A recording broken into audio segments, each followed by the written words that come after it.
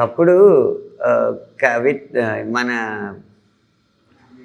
ఒక శ్లోకం ఉంటుంది ఉపనిషత్తుల్లో, మీకు తెలుసు కదా. ఇప్పుడు శంకరాభరణం పాటలకి జంధ్యాల గారి కామెంటరీ వచ్చినప్పుడు కూడా చెప్తారు, శిశురు వేత్తి పసురు వేత్తి వేత్తి గానరసం పని అని.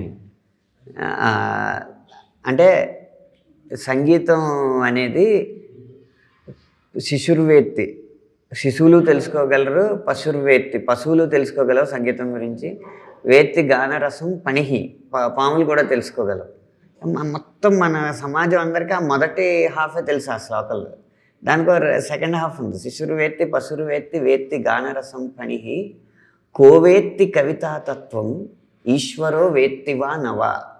ఎవడు తెలుసుకోగలడో కవితాతత్వాన్ని, కనీసం ఈశ్వరుడైనా తెలుసుకోగలడా లేడా?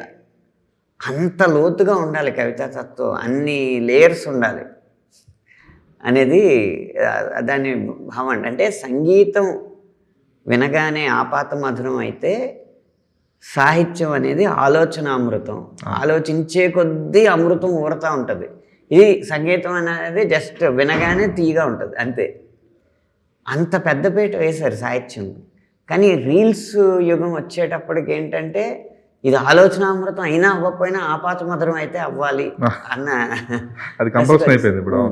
అందుకే దానికి మీకు అడ్డదారి లేకపోతే వేగవంతమైన దారి ఏంటంటే ప్రతికూల పదజాలం వాడడం, హింసను ప్రేరేపించే పదజాలం వాడడం, లేకపోతే బూతులు తిట్టడం. వీటి ద్వారా వేగంగా వెళ్తుంది. కాబట్టి ఇంకా హీరో క్యారెక్టర్ ఇవన్నీ సంబంధం లేకుండా ఆ మొదటి లైనో లేకపోతే ఆ హుక్ లైనో పట్టేసేది ఉండాలి అన్న ఒక అభద్రతా భావంతో వచ్చిన మార్పు అన్నమాట.